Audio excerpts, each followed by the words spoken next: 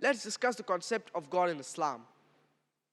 The best reply that any Muslim can give you regarding the concept of God in Islam is quote to Surah Ikhlas, chapter number 112, verse number 1 to 4. Qul huwa Allahu ahad. Say He is Allah, the one and only. Allahu samad. Allah, the absolute, the eternal. Lam yalid wa lam yulad. He begets not, nor is he begotten. Wa lam yakul lahu kufuwan ahad. And there is nothing like unto Him. This Surah Ikhlas is the touchstone of theology. Theo in Greek means God and logy means study.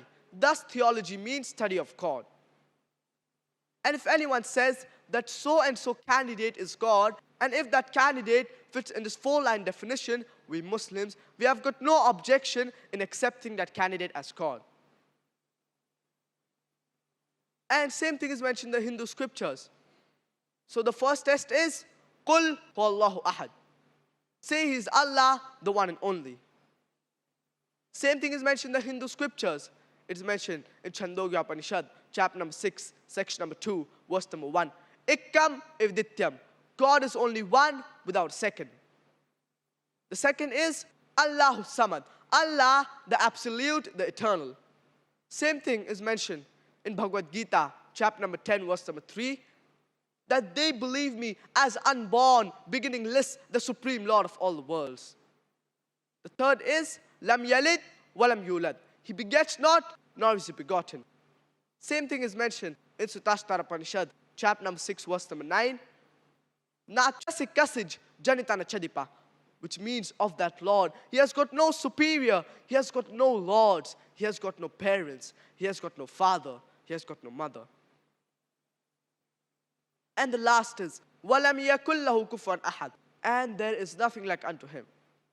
Same thing is mentioned in Touchstone of Upanishad, chapter number 4, verse number 19, and Yajurved, chapter number 32, verse number 3, Na tasipatiba asti. Of that God, there is no likeness, there is no image. So if anyone says that so and so candidate is Almighty God, and if that candidate fits in this 4-line definition of Surah Ikhlas, we Muslims, we have got no objection in accepting that candidate as God. Many people say that Bhagwan Rajneesh is Almighty God. Let's put this Bhagwan Rajneesh to the test of Surah Ikhlas. The first is Qul huwa Allahu ahad. Say He is Allah, the one and only. Was Bhagwan Rajneesh one and only? There are several people who have claimed divinity. And especially from our country, India, there are thousands and thousands of people who have claimed divinity. So He's not one and only. The second is Allahu samad. Allah, the absolute, the eternal. Was Bhagwan Rajneesh absolute and eternal? We know from his biography that he was suffering from asthma, from chronic backache, from diabetes mellitus. Imagine Almighty God suffering from asthma, from chronic backache, from diabetes mellitus. The third is Lam yalid wa lam yulad. He begets not, nor is he begotten. We know Bhagwan Rajneesh, he was born in the state of Madhya Pradesh.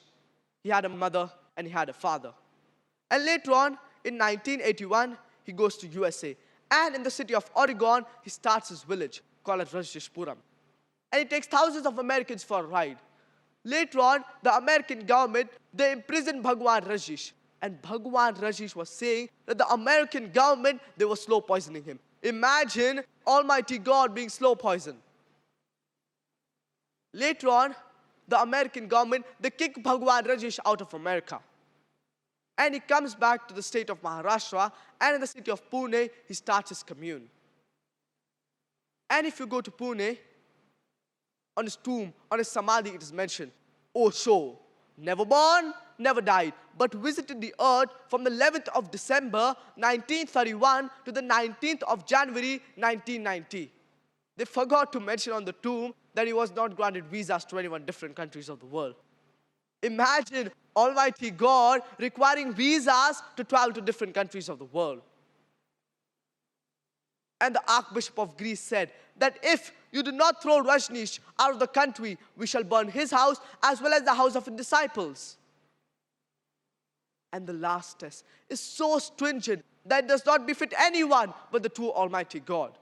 The moment you can compare God to anything in this world, He is not God. وَلَمْ يَكُنْ لَهُ كُفُوًا أَحَدٌ. And there is nothing like unto Him. We know Bhagwan Rajish, he had 2 eyes, 2 ears, he had a white beard, and he wore a white robe. The moment you can compare God to anything in this world, He is not God. وَلَمْ يَكُنْ لَهُ كُفُوًا أَحَدٌ. And there is nothing like unto Him. For example, some people say that Almighty God, He is 1,000 times stronger than Arnold Schwarzenegger.